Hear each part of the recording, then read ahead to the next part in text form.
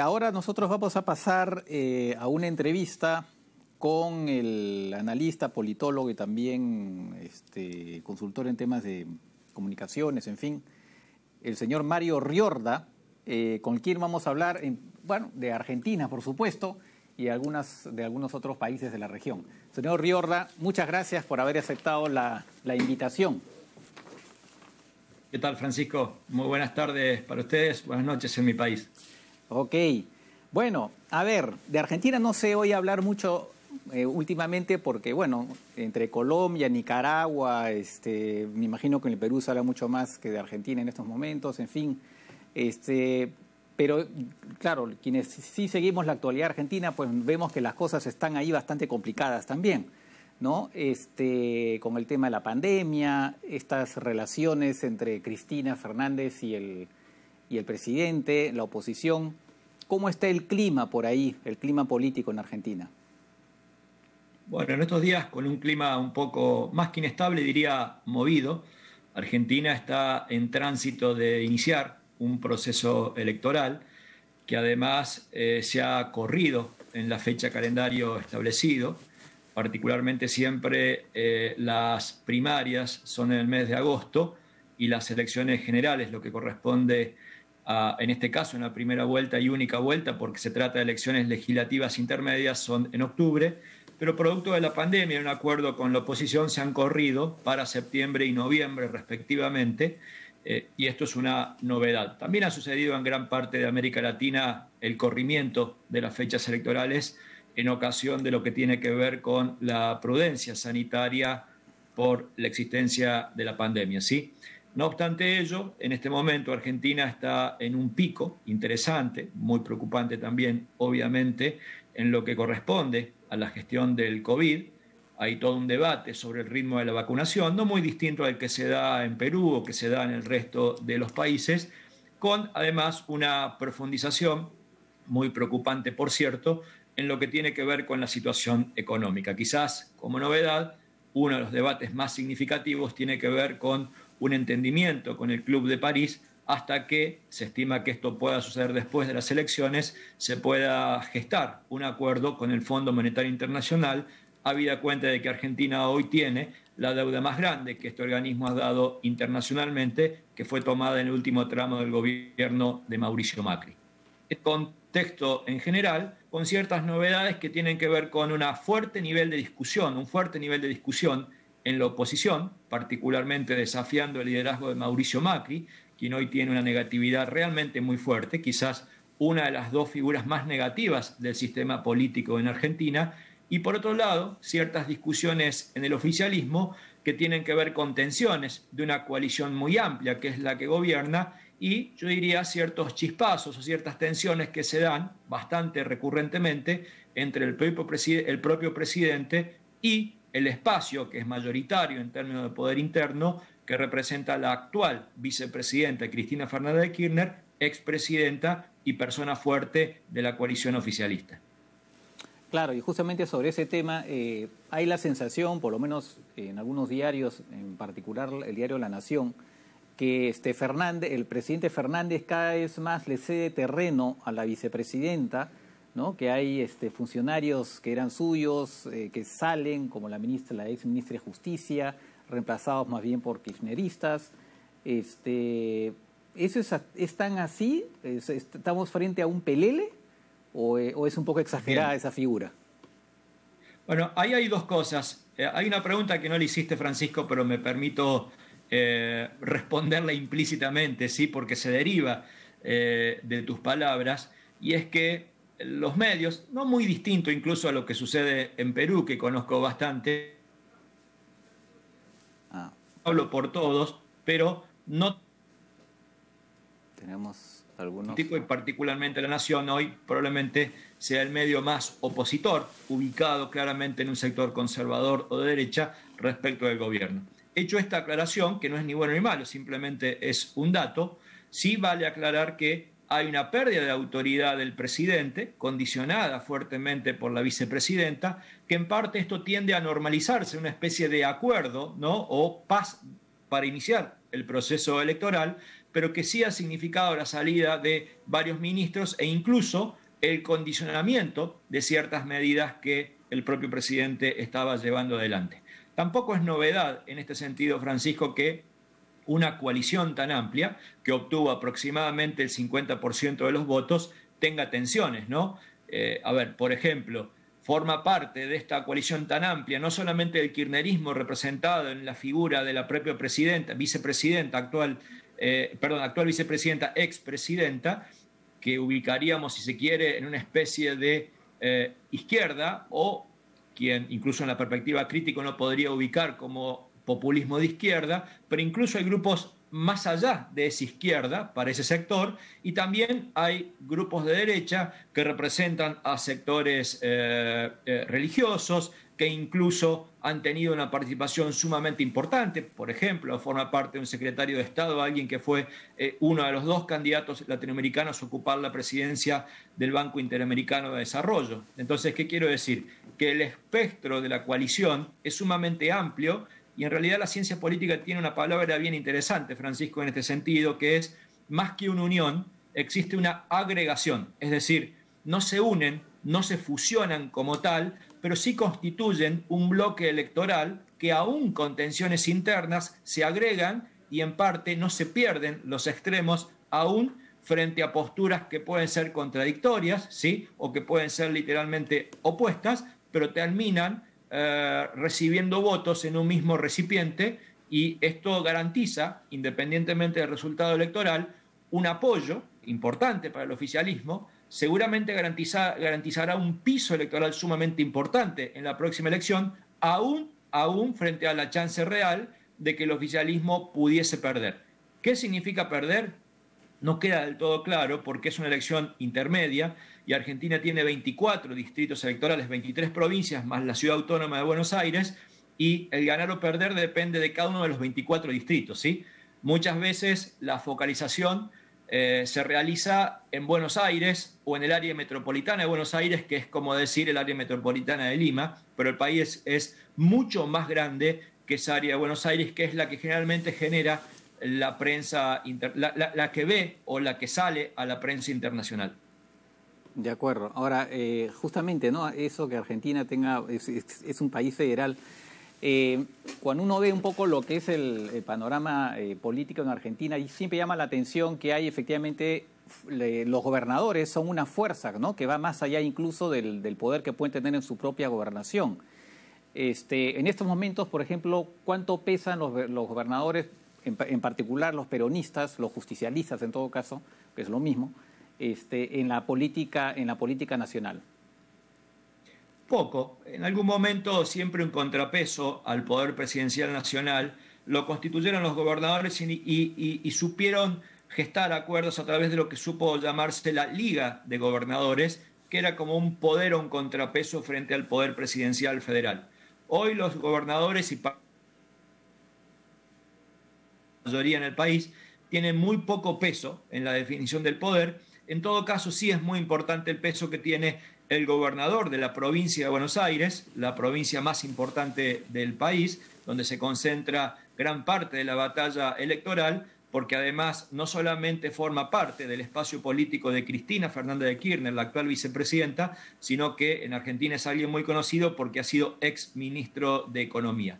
El resto de los gobernadores que, entre comillas, inciden en la gran política nacional son más bien gobernadores opositores, el de la propia provincia de Córdoba, que es un peronismo disidente, eventualmente la provincia de Mendoza, y hay una figura que además es un candidato presidencial para el año 2023 muy importante, hoy quizás la mejor imagen que tenga Argentina, de imagen pública, que es el actual alcalde o jefe de gobierno de la Ciudad Autónoma de Buenos Aires, llamado Horacio Rodríguez Larreta, ¿no?, que sería algo así como varios ven que sería el reemplazo del espacio en su momento generado por Mauricio Macri, hoy denominado Frente para el Cambio, y además porque en general todo lo que sucede en la Ciudad Autónoma de Buenos Aires es como la vidriera de la política del país. De acuerdo. Para cerrar el capítulo argentino, hay esa pregunta que uno siempre a veces se hace, porque Argentina es un país impresionante en el sentido que tiene tanta riqueza, pero está pues siempre en crisis, ¿no? Uno no termina de entender qué es lo que pasa ahí. Bueno, de respecto del Perú está la famosa frase de Vargas Llosa, ¿no? ¿Cuándo se jodió el Perú? ¿Cuándo se jodió Argentina? Algunos hablan del año 43, 46, por ahí. ¿Es así o esa Bueno, respuesta, a o ver, no hay respuesta? no, sostener esa frase en general significaría adherir a una postura que en Argentina uno podría identificar con el antiperonismo, porque es la fecha en que Perón llega al poder y constituye el peronismo, que quizás es la columna vertebral que explica gran parte de la historia política desde esa fecha en adelante, ¿no? En estos prácticamente 70 y pico años. Yo creo que más allá de las diferencias que uno pueda tener con esa época, gran parte yo diría, del crujir de la Argentina, y especialmente en la perspectiva económica, pero también en la institucionalidad, se ha dado por las interrupciones militares. Esto es bien discutible sobre qué ha sido peor, entre comillas, parafraseando la frase de Vargas Llosa, ¿no? Cuándo se ha jodido específicamente, pero no tengo duda que una de las profundizaciones más significativas culturalmente, económicamente e institucionalmente tiene que ver con las interrupciones militares, particularmente la última, que tuvo fin en el año 83, cuando Argentina recupera la democracia. A partir de eso podría agregarle, Francisco, también un deterioro producto de una economía que no logró mejorar, ¿no? Que vino literalmente, que tuvo ciclos, ¿no? Que no fue una constante, que tuvo altibajos, y en ese sentido yo diría todos los gobiernos han tenido ciclos expansivos y ciclos a la baja. Quizás sea importante advertir que económicamente el gobierno de Mauricio Macri arrastraba algunos problemas estructurales crónicos que incluso fueron heredados del kirchnerismo, un periodo que duró 12 años, pero también es importante que el agravamiento, particularmente en el nivel de endeudamiento que ha logrado Argentina en el gobierno de Mauricio Macri, será un condicionante que no solo, valga la redundancia, condiciona a este gobierno, sino estructuralmente a la Argentina por una muy buena cantidad de décadas a futuro. Pero justamente lo que no termino de entender es, se supone que ese préstamo iba a servir para aliviar la situación de Argentina, pero parece que ha tenido un efecto contrario. Bueno, gran parte de ese dinero, no todo se ha fugado literalmente. Ese es el gran problema también de muchas de las tomas de créditos, en particular de eso, ¿no? La fuga del dinero es un serio condicionante porque literalmente liquida las reservas del Banco Central en el país. De acuerdo. Ahora, mirando un poco más allá de Argentina, ¿cómo estos acontecimientos que se están dando en la región, ¿no? En Colombia, en Chile, en particular, bueno, en Ecuador en algún momento, en 2019, esta especie de explosión social, ¿cuál es la mirada que tienen ustedes desde Argentina y en qué medida piensan ustedes que pudiera reproducirse también en Argentina? Bueno, a ver, mi mirada puede ser muy particular, Francisco, porque más allá de este clima excepcional que representa la pandemia, literalmente mi vida pasaba 300 días fuera de mi domicilio y viajando en América Latina. Por lo tanto, mi mirada nunca era de Argentina, sino era in situ. De hecho, hace 3 años yo filmé un documental en 10 países de América Latina, todos los que tú nombraste, Perú incluido, llamado El Nombre del Pueblo. Y más allá de mi actividad profesional, sea académica o de consultoría, también pude vivenciar en este documental, estando más de 500 horas filmando, en contacto con la sociedad, que la región realmente estaba complicada, ¿no? Estaba jodida, para usar una expresión que tú utilizaste recién. Yo defino de hace una muy buena cantidad de años a la región como una verdadera olla a presión, ¿sí? Esta olla a presión está cargada de problemas estructurales. Fíjate que hace 2 décadas los problemas que el Latinobarómetro, esta herramienta que nos permite entender gran parte de la problemática y los sentimientos frente a la democracia y la política que tiene América Latina, nos decía que los problemas eran la pobreza, nos decían que el problema era el desempleo, o en todo caso la informalidad, ¿sí? Nos decía que el problema era la corrupción. Y hoy a 20 años tenemos como problemas la pobreza, tenemos como problema la corrupción, tenemos como problema el desempleo y la informalidad, y por si fuera poco se le agrega la inseguridad. No solo no mejoramos nada estructuralmente, sino que además nos complicamos en un tema que transversalmente parecería que no tiene solución, aún con las diferencias en cómo esta inseguridad se presenta, porque no es lo mismo la inseguridad de las favelas en Brasil o en el conurbano argentino, que probablemente la que tenga que ver con la conflictividad de las maras en Centroamérica o directamente la situación del narcotráfico en México o algunas zonas literalmente tomadas donde el Estado no tiene intervención, en el propio México y además particularmente, por ejemplo, en Brasil o en Colombia, solo por citar ejemplos, ¿no? Entonces, digo, las realidades distan mucho, pero la problemática cada día se enquista y es estructural. Aún países que tenían cierto, entre comillas, paz y orden, Perú es un ejemplo de ello desde el punto de vista económico, han dejado de tenerlo y nunca lograron solucionar esa paz institucional que la política muchas veces amerita o solicita, ¿no? Entonces, me parece que eso es un serio problema, pero además hace un tiempo un ex candidato que fue derrotado en México me decía literalmente algo que me conmovió, ya más allá de que tiene muy poco de científico. Y me decía, no supimos entender más allá de la percepción que pueda tener la corrupción en la sociedad, y también alimenta esta percepción de que se trata de incluidos versus excluidos. Es más, me decía él, literalmente entre privilegiados y no privilegiados. Cuando uno iba a Chile, uno veía que el coeficiente de Gini, que literalmente nos explica la distancia entre el 10% más rico, no lograba mejorarse, salvo en algún momento, que las distancias sociales y los accesos a ciertos beneficios eran del todo imposibles. Nos despertamos literalmente con la propia consigna que explicó el octubre chileno del año 2019, con una frase que simplifica gran parte de la historia de la región. No son 20 pesos, que era el aumento de la boleta que originó la protesta social en Lima metropolitana, en Santiago, en la capital chilena, sino que decían, no son 20 pesos, son 30 años. Son 30 años de diferencia,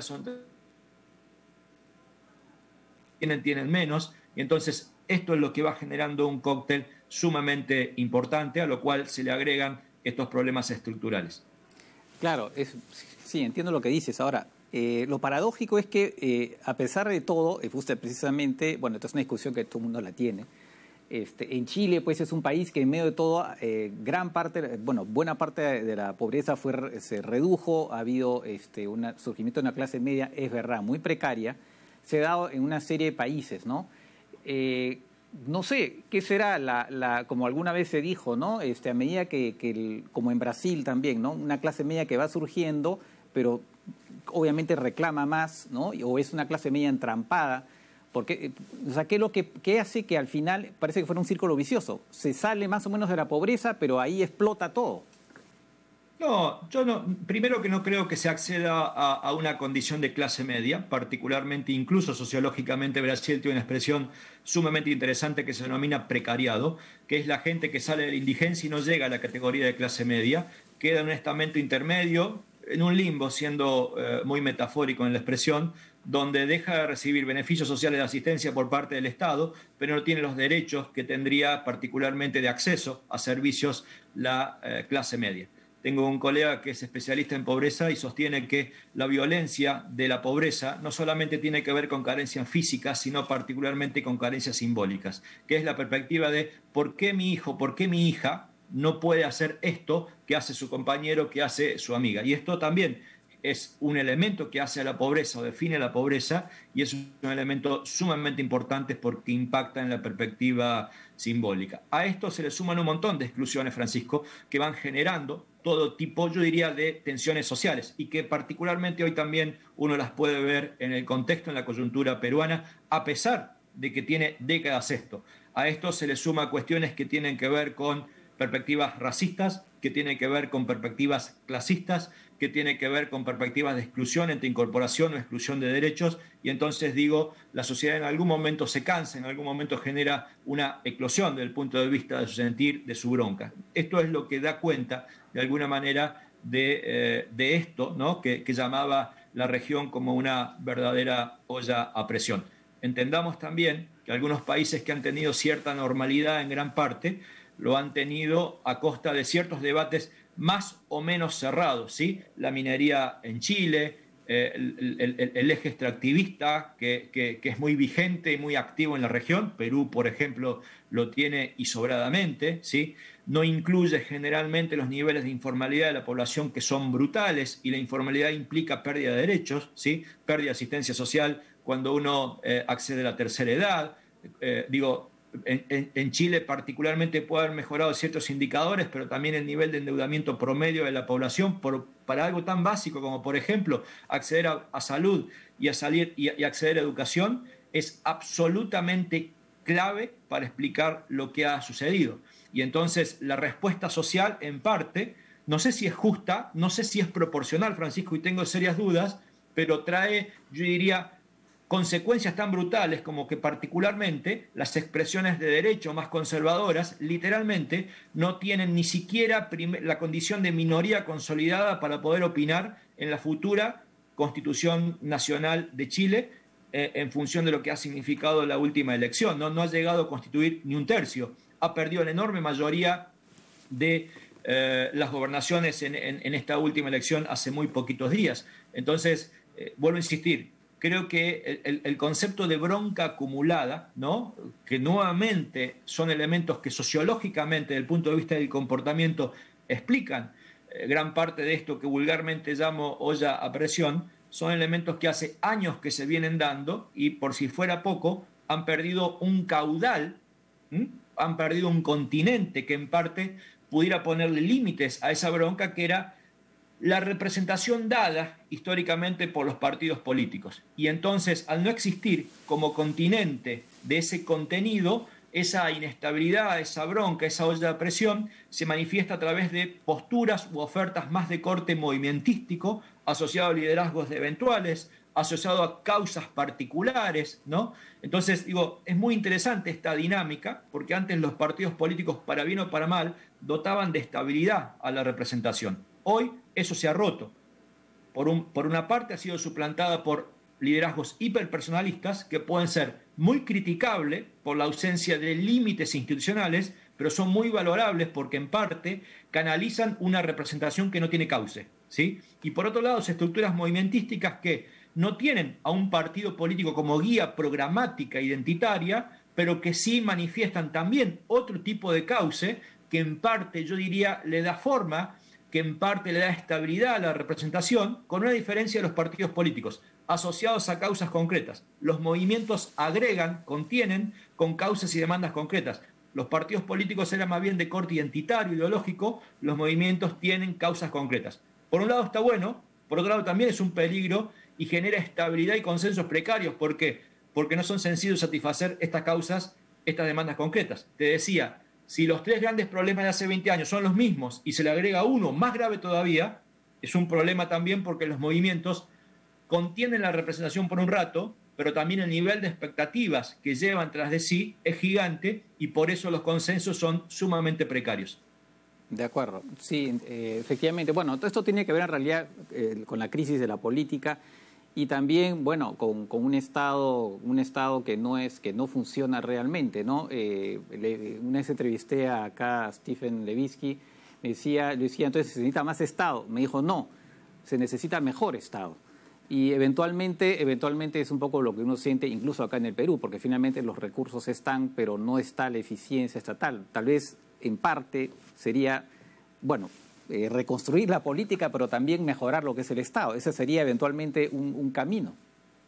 O el Totalmente, camino. Francisco, totalmente. Hay un libro llamado, que constituye toda una línea de estudio, muy peligrosa, por cierto, y quiero aclararlo, que se llama La Cuarta Revolución. ¿De qué habla? De que en realidad gran parte de los estados que en serio funcionan hoy en el mundo son estados que no necesariamente se piensan desde la democraticidad. Es un serio peligro, ¿no? Porque cuando uno mira esta perspectiva, vemos decir, qué bárbaro cómo funciona Singapur, pero no tiene democracia. Vemos China, ¿sí?, por el desarrollo de lo que significa, pero no solamente no tiene democracia, sino que tiene un control absolutamente férreo por parte de la sociedad. Por lo tanto, creo que el gran desafío, y suscribo al 100%, conozco el pensamiento de Levitsky, tiene que ver con repensar el Estado en nuestra región, desde todo punto de vista. Es un Estado que probablemente tenga algún tipo de características. Primero, es un Estado que debe ser transparente, por sobre todas las cosas, ¿sí?, que no debe ser un botín para que sea cooptado literalmente por quien gane y además acomodado con una institucionalidad cambiante a cada rato. Y también me parece interesante, y esto quizás lo digo con una autocrítica argentina, que no sea un Estado que excluya el sector privado, ¿no? Porque muchas veces existe una fuerte tensión, seria tensión entre Estado y sector privado, y pareciera ser que si llega un gobernante es puro sector privado con Estado chiquito, o si llega otro es un Estado gigante con un sector privado controlado. Creo que ahí hay una tarea de repensar la articulación o las economías mixtas donde sea virtuoso este tipo de relación.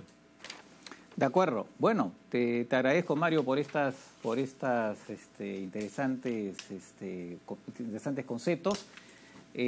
Nos ayuda más, efectivamente, hemos estado conversando con varios, así como tú, varios politólogos, en fin, y claro, nos ayuda también a armar una especie de cuadro que al final nunca se completa, pero por lo menos nos ayuda a entender un poco más las cosas, ¿no? Así que pues nada, yo te agradezco otra vez y seguramente te volveremos a molestar. Ya sé que estás con una agenda muy cargada, pero en algún momento probablemente te volveremos a llamar.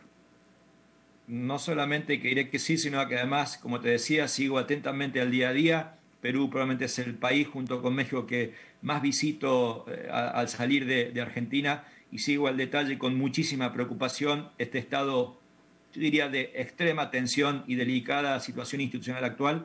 Así que gracias, Francisco, por tu tiempo y le deseo lo mejor a este país, que ojalá encuentre el rumbo y la paz en estos días. Ok, muchas gracias por eso también.